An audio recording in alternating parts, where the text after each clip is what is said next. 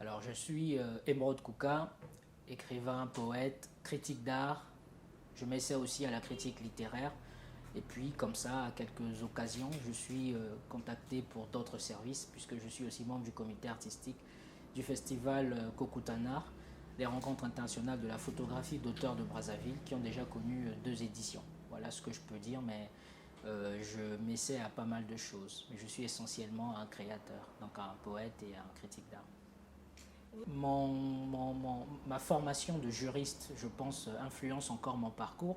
Il est vrai que je travaille surtout dans le domaine culturel, mais lorsque j'ai besoin de négocier un salaire, lorsque j'ai besoin de décrocher un poste ou une promotion, eh bien, je fais intervenir mon parcours universitaire parce que ça aide à mieux renégocier des contrats, mais également ça ajoute quelque chose à mon expérience, puisqu'il peut arriver que même lorsqu'on travaille dans une structure culturelle, si surtout c'est de l'administration publique, que l'on soit appelé à être membre d'un conseil d'administration, que l'on soit appelé à donner un avis sur des contrats, que l'on soit appelé à donner un avis sur la propriété intellectuelle.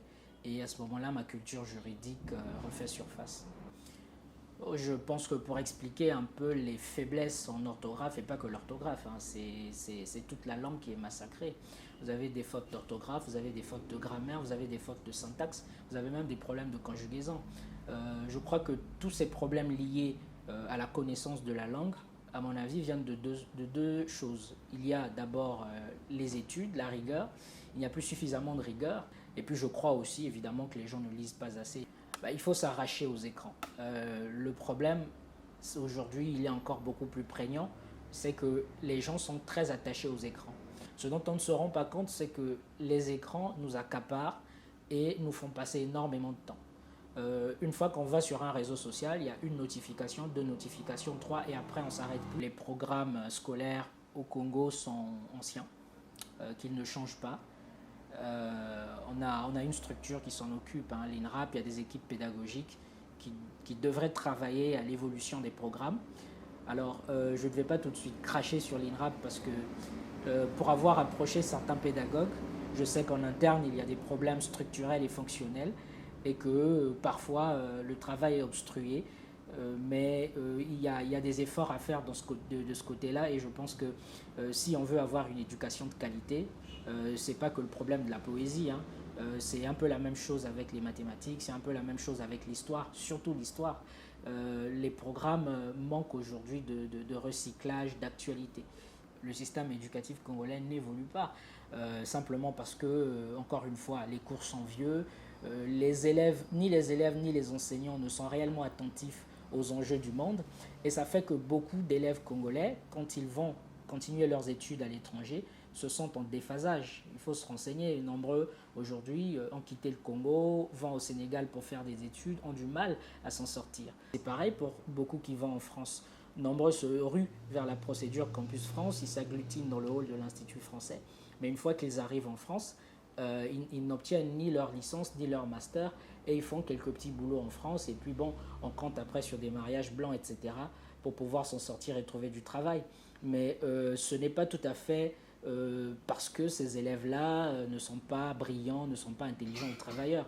Je crois qu'il y a un problème qui devrait partir de la base. Il faudrait que nous ayons une politique de l'éducation qui soit efficace, des enseignants armés, pour que nous ayons une éducation de marque. Et là, on verra que si on restructure notre système d'éducation, les étrangers pourront eux aussi à leur tour venir chez nous.